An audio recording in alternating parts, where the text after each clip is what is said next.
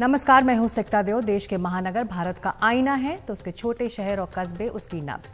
तो अगले आधे घंटे रखिए देश की नब्ज पर हाथ हमारे साथ। हमारा भारत में आज ग्राउंड रिपोर्ट। रोजगार की तलाश में इटली जा रहे युवा कैसे फंस गए लिबिया में, और देश में देसी सेबों को इंपोर्टेड एप्पल्स की दोहरी मार क्यों पड़ रही है।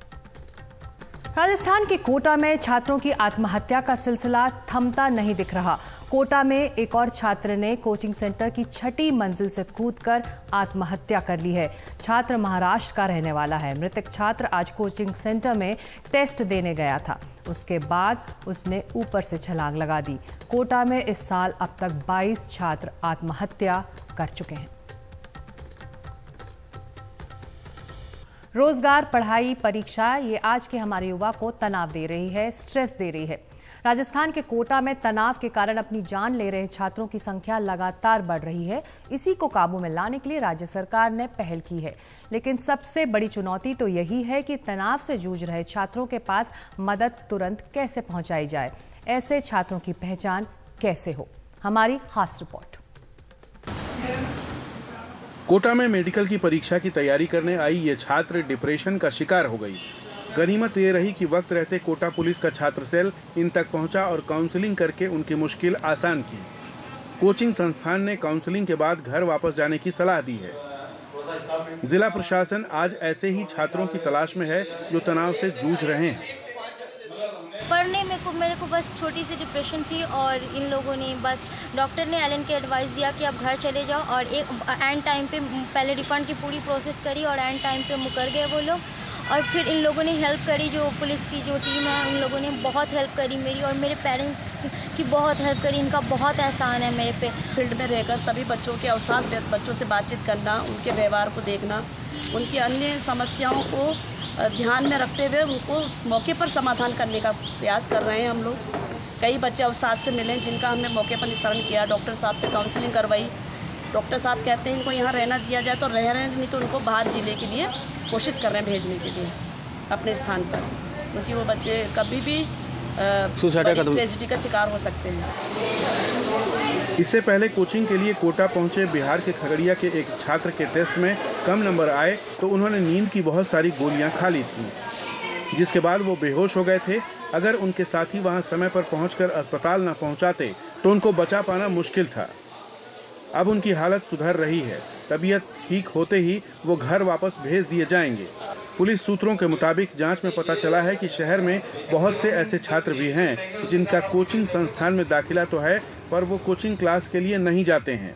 ऐसे बच्चे जो काफ़ी समय से यहाँ रह रहे हैं और डिप्रेशन कर रहे हैं, तो उनके संबंध में जब पुलिस को जानकारी होती है तो उनके परिजनों को भी सूचित कराते हैं, और कभी होता है तो उनको काउंसलिंग भी करी जाती है। संबंधित कोचिंग सेंटर उनको भी बताया जाता है। कोई ऐसा मामला पुलिस के संज्ञान में आने पर क्या है। कोटा में इस साल 21 छात्रों की खुदकुशी के मामले सामने आने के बाद प्रशासन जागा। अब हर संडे को फन डे मनाने की तैयारी है, जिससे छात्रों के तनाव को कम किया जा सके। स्माइलिंग कोटा अभियान के तहत हर रविवार को music concert, magic show, live band, indoor outdoor games जैसे कार्यक्रम होंगे, ताकि छात्र रिलैक्स कर सकें और उनका ध्यान आत्मघाती ख्यालों की ओर न जाए। फुल डे का कंसेप्ट रखा जाएगा मेले ग्रुप में, बच्चे पूरे दिन घूमें फिरें, मस्ती करें, लुत्फ उठाएं, ताकि एक निगेटिविटी के वातावरण से निकले। जो बच्चे किसी कारण स्ट्रेस पढ़ाई का हो, चाहे कोई पर्सनल अफेयर्स का हो, चाहे कोई आर्थिक स्थिति का हो, उससे बाहर निकले और वो एक बार रिफ्रेश होकर वापस पढ़ाई में लग सके। लेकिन ये भी तय है कि कोटा में प्रशासन और उनके काउंसलर्स की चुनौतियां सिर्फ अकेले मोर्चा संभालने से खत्म नहीं होने वाली। छात्रों के परिवार वालों को भी इस मुहिम में बराबर का हिस्सेदार बनाना होगा। कोटा पुलिस डिप्रेशन के शिकार बच्चों के बीच पहुंच रही है, वहीं उनको घर भेजने की भी तैयारी की जा रही है। ऐसे में बड़ा सवाल ये है कि आखिर अभिभावकों की भी काउंसलिंग की ज़रूरत जो लगातार महसूस की जा रही है, वो काम कब शुरू किया जाएगा। कोटा से शाकिर अली, एनडीटीवी इंडिया के लिए। और एक अनुमान के मुताबिक कोटा में इस वक्त करीब 2 लाख छात्र कोचिंग के लिए रह रहे हैं। पुलिस के सूत्र बता रहे हैं कि उसकी काउंसलिंग टीम इस वक्त 50,000 छात्रों तक पहुंच चुकी है, लेकिन रविवार की ताज़ा आत्महत्या बता रही है कि हर एक छात्र तक पहुंचने के लिए उनके परिवार, उनके कोचिंग सेंटर्स, उनके हॉस्टल को साथ लेकर चलना होगा। उधर राजस्थान के ही कोटपुतली में एक छात्र ने आत्महत्या कर ली है। छात्र को उसकी जाति को लेकर प्रताड़ित किया जा रहा था। अपने शिक्षकों से परेशान होकर छात्र ने फिर अपनी जान ले ली। राजस्थान के कोटपुतली में अनुसूचित जाति के छात्र की आत्महत्या के बाद जबरदस्त हंगामा। ये तो 48 घंटे से यहाँ बैठे हुए हो, उसका मकसद क्या है तुम्हारा? किसी को न्याय दिलाना? परिजनों के मुताबिक छात्र ने जातिगत प्रताड़ना से तंग आकर जान दी। उनका आरोप है 1 महीने से 2 शिक्षक छात्र को लगातार परेशान कर रहे थे। उसे बुरी तरह पीटा गया और माता पिता को लेकर भी अभद्र टिप्पणियां की गई। छात्र ने प्रिंसिपल से शिकायत भी की, लेकिन कुछ नहीं हुआ। हारकर 23 अगस्त को छात्र ने क्लास में ही फांसी लगा ली। 22 तारीख को फोन किया था रात को 8:15 बजे। वो बोल रहा था पापा 2 टीचर है तो 1 महीने से मेरे को टॉर्चर कर रहे हैं। और वो बात किया था तब बच्चा रो रहा था बहुत बुरी तरह। और बोला फिर अब तक तो कुछ भी नहीं हुआ, सुबह देखना तुम्हारा हाल क्या करता हूँ मैं। 1 महीने से दोनों परेशान कर रहे थे उसको, 1 महीने से लगा था। राजकुमार यादव है, एक विवेक यादव है, दोनों परेशान कर रहे थे दोनों, और दोनों पिटाई करते थे उसकी। प्रथम सूचना रिपोर्ट में दोनों नामजद आरोपी पुलिस के पास। आरोपी शिक्षकों को सस्पेंड कर दिया गया है। पुलिस ने हत्या के साथ SC/ST एक्ट के तहत भी FIR दर्ज की है। प्रशासन, पुलिस और पीड़ित परिवार के परिजनों के बीच में एक समझौता हुआ है, जिसके तहत पूर्व में जो इनकी मांगे थी, जिसमें पीड़ित व्यक्ति का राशि जो है वो अविलंब जारी कर दी जाएगी। 1 लाख की राशि नवोदय विद्यालय द्वारा एक्स ग्राशिया मिलेगी और मेडिकल बोर्ड से मृतक का पोस्टमार्टम करवाया जाएगा और फोरेंसिक साइंस की जो रिपोर्ट है उसका भी हम इंतजार कर रहे हैं। उसके बाद अनुसंधान की गति तेज कर दी जाएगी। अनुसंधान अधिकारी स्कूल में बच्चों के या उससे रिलेटेड जो भी विटनेसेस हैं उनके बयान दिए। केस दर्ज होने और मुआवजे के ऐलान के बाद ही परिजन धरना खत्म करने और अंतिम संस्कार के लिए राजी हुए। हालांकि अब तक आरोपी शिक्षकों की गिरफ्तारी नहीं हुई है। कोटपुतली से मुदित गौर के साथ हर्षा कुमारी सिंह की रिपोर्ट, NDTV इंडिया के लिए। वहीं उत्तर प्रदेश के मुजफ्फरनगर के स्कूल में छात्र की पिटाई के मामले में जिला प्रशासन ने स्कूल की मान्यता रद्द करने की कार्रवाई शुरू कर दी है। जांच पूरी होने तक स्कूल को बंद कर दिया गया है और स्कूल के सभी छात्रों का सोमवार से दूसरे स्कूलों में दाखिला करवाया जाएगा। हरियाणा में युवा रोजगार के इंतजार में हैं। पिछले ही हफ्ते हमने आपको बताया था कि किस तरह राज्य में काम ना मिल पाने की सूरत में वो अपना पुश्तैनी मकान और ज़मीन बेचकर हमेशा के लिए चले जाने को भी तैयार हैं। काम की तलाश में ये लोग एजेंटों की मदद से विदेश पहुंच तो जाते हैं, लेकिन क्या वहां वो अपने सपनों की दुनिया को पाते हैं? शायद नहीं। इटली में काम करने निकले कुछ युवा लीबिया पहुंच गए और वहां फिर फंस गए। हमारी ग्राउंड रिपोर्ट। हरियाणा के कैथल जिले के किसान शिव कुमार ने अपनी जमीन गिरवी रखकर बेटे साहिल को रोजगार के लिए इटली भेजा था। 12 लाख रुपए एजेंट को दिए, तब बेटा इटली के लिए रवाना हुआ। लेकिन शिव कुमार अपने बेटे की आवाज सुनने के लिए तरस रहे हैं। आखिरी बार बात 8 जून को हुई। उसके बाद बेटे का कोई अता पता नहीं है। एजेंट के खिलाफ FIR भी दर्ज कराई है, लेकिन बेटे के बारे में कोई जानकारी नहीं मिली है। हरियाणा का हर बच्चा बेरोजगार है और हर बच्चा चाहता है कि मैं अपना भविष्य बनाऊं। अब मेरा बेटा भी यही चाहता था कि मैं अपने भविष्य का अपना कैरियर बनाने के लिए विदेश में जाऊंगा और अपना कैरियर बनाऊंगा। जी, मैं चाहता हूं कि हमारे बच्चे की जल्द से जल्द तलाश की करके भारत वापस लाया जाए और इन एजेंटों के खिलाफ सख्त से सख्त कार्रवाई की जाए। शिव कुमार के बेटे साहिल अकेले नहीं हैं। अभी पिछले हफ्ते ही भारत सरकार ने 17 युवा भारतीयों को लीबिया से रिहा करवाया है। एजेंटों के झांसे में आकर गैर कानूनी तरीके से विदेश पहुंचा दिए गए बेरोजगार युवा वहां फंस कर रह जाते हैं और एजेंटों पर पूरी तरह से निर्भर इन युवाओं का शोषण भी होता है। अंकुर के साथ भी कुछ ऐसा ही हुआ। नौकरी दिलवाने के बहाने एजेंट ने उन्हें लीबिया पहुंचा दिया। 6 लड़के मिले मेरे को इंडियन जो फंसे हुए थे। उसने मेरे को बताया भाई आप भी फंस गए हो। तो तो आपको तब पता चला कि तो कैसे बेचा जाता था आपको? बस यही कुछ 5-7 हज़ार दिनार मांगते थे वो, आगे से आगे लिब्बी को भेज देते थे। अगर पहले हमको टॉर्चर करते थे, मतलब कि अगर पैसे दे दिए तो ठीक, तो आगे लिब्बी को दे देते थे 7,000 दिनार, 5,000 दिनार ऐसे। जब से दुबई की जी सर, दुबई से आगे कहाँ लिया? दुबई से आगे सर उसने मेरे को बोला था कि मैं आपको सर्दिया भेजूंगा 6 महीने के लिए। कुरुक्षेत्र के राहुल भी काम की तलाश में इटली जाना चाहते थे, लेकिन एजेंट ने उन्हें भी लीबिया पहुंचा दिया। एजेंट के सर मैंने 13 लाख रुपए दिए, 13 लाख रुपए मेरे जा चुके हैं एजेंट पे सर। ये कोई मतलब परमिट के नहीं गए हैं सर, ये गए हैं किडनैपिंग के, किडनैप की करवाया, वहाँ पैसे मांग रहे हैं। वैसे बाकी लड़कों की तरह मलकीत खुश नसीब नहीं थे। वो काम की तलाश में अमेरिका जाना चाहते थे। एजेंट की मदद से वो बॉर्डर पार कर रहे थे, लेकिन जंगल में ही मारे गए। परिवार वालों को उनके बारे में जानकारी इस वायरल वीडियो से मिली थी। बेरोजगारी चलते हुए देखो जी वहाँ पर गए थे, तो यही था कि आगे जाके रोज़गार वगैरह सब कुछ ठीक हो जाएगा। तो 40 लाख में हम अपनी बात हुई थी यहाँ से एजेंट के साथ कि 40 लाख में मैं वहाँ पर अमेरिका में भेज दूँगा और वहाँ पर काम धंधा भी दिलवा दूँगा। एजेंट ने क्या कह के भेजा था भाई को?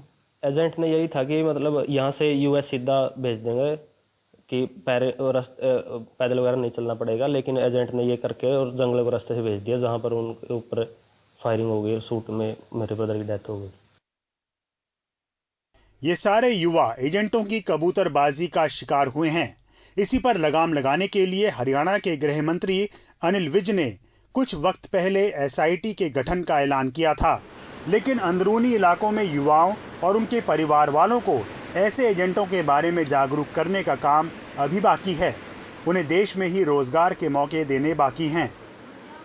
कैथल जिला में कोई भी ऐसा लीगल ऑफिस नहीं है। जितने भी एजेंट्स कार्य करते हैं ये अंडरग्राउंड रह के अपनी कार्रवाई कर रहे हैं।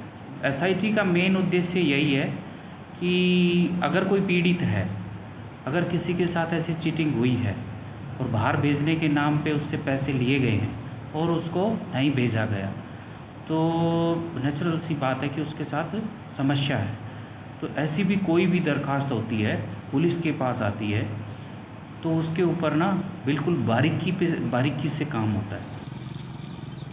साफ है, अच्छे और सुनहरे भविष्य की तलाश में हरियाणा के युवा अपना परिवार, घर, गांव छोड़कर आगे निकलना चाहते हैं, लेकिन कबूतरबाजों का ऐसा जाल है कि ये लड़के विदेशों में और ज्यादा अंधेरी गलियों में गुम हो जाते हैं और यहाँ देश में बैठा परिवार उनकी राह देखता रहता है। हरियाणा कैथल से सुनील रवीश की रिपोर्ट, एनडीटीवी इंडिया। वैसे आंकड़े बता रहे हैं कि बेरोजगारी में हरियाणा सबसे ऊपर है और राज्य में कबूतरबाजी का जाल भी फैला हुआ है, जिसे खत्म करने के लिए राज्य सरकार ने सक्रिय होने की बात की है। लेकिन जब हमने इसके लिए बनाई गई राज्य की हेल्पलाइन नंबर 8053003400 को डायल किया तो कोई जवाब नहीं मिला। हालांकि भारत सरकार ने विदेश में रह रहे भारतीयों के लिए मदद नाम का एक ऐप भी लॉन्च किया है, जहां भारतीय भारत सरकार से अपने लिए मदद मांग सकते हैं।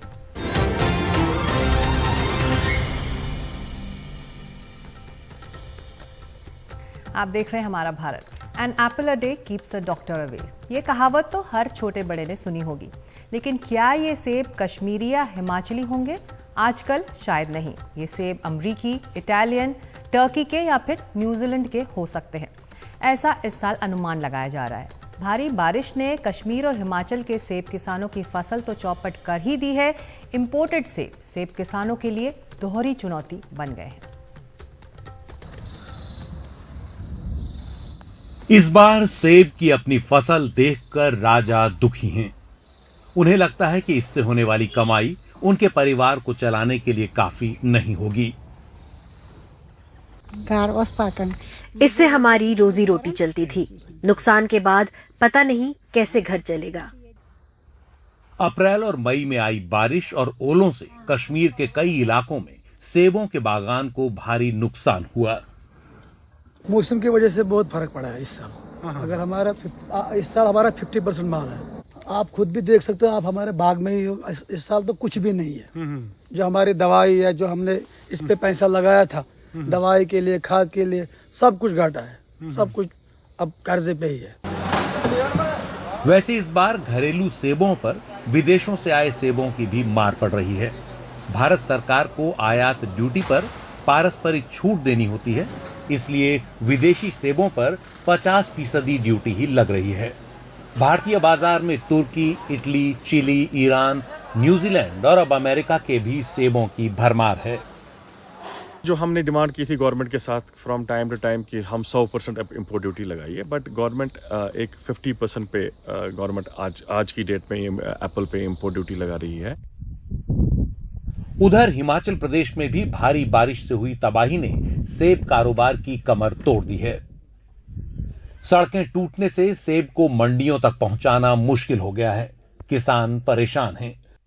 अप्रैल की बारिश ने सेब के फूलों को तबाह कर दिया था और अभी हो रही बारिश से कई बागान और बगीचे बह गए हैं। लंबे समय से बारिश चल रही है, उसके कारण सेब बगीचे में पतझड़ और पतझड़ होने के कारण सेब का अच्छा न बनना बहुत चिंताजनक विषय है और साथ ही साथ फसल भी बहुत कम है। हमारा बागवानों का ये है कि सेब पर ही निर्भर है। हमारा इससे सिवाय जो है रोजगार का कोई साधन नहीं है। पहले भी बहुत कम फसल होती थी, तो इस बारी जो फसल थोड़े बहुत जो दाने इस बारी तो खैर और मतलब काफी डाउन है। हिमाचल में हर साल करीब 5 करोड़ सेब की पेटियों के बराबर पैदावार होती है, लेकिन भारी बारिश ने सेब की इस पैदावार को सिर्फ 40% कर दिया है। 2010 के अंदर हिमाचल प्रदेश के अंदर जो है 5 करोड़ बॉक्सेस हुए थे और जो इस बार घट के जो है 1.5 करोड़ से ज़्यादा फसल नहीं होगी। यदि समय रहते जो है सरकार मदद नहीं करती है तो ये जो लाखों लाख परिवार जो है जो सेब के जो इसी खेती से जुड़े हैं हिमाचल प्रदेश के अंदर, वो जो है बड़े संकट में जो चले गए हैं वो बर्बादी की कगार पर चले जाएंगे। कश्मीरी और हिमाचली सेबों के किसानों को दोहरी मार का सामना करना पड़ रहा है। किसान इंतजार कर रहे हैं कि कम से कम सरकार विदेशी सेबों को बाजार में उतरने से इस साल रोके, ताकि उनकी कुछ कमाई तो हो सके। शिमला से वीडी शर्मा के साथ श्रीनगर से नजीर मसूदी की रिपोर्ट, एनडीटीवी इंडिया। अब पिछले साल बम्पर फसल देख चुकी कश्मीर घाटी में इस साल सेब की पैदावार औसत से 35% कम है। कश्मीर में एशिया के सबसे बड़े रकबे 1,62,000 हेक्टेयर में सेब के बगीचे हैं। वहीं हिमाचल प्रदेश की जीडीपी में सेब से जुड़े कारोबार का हिस्सा 12 से 14% होता है।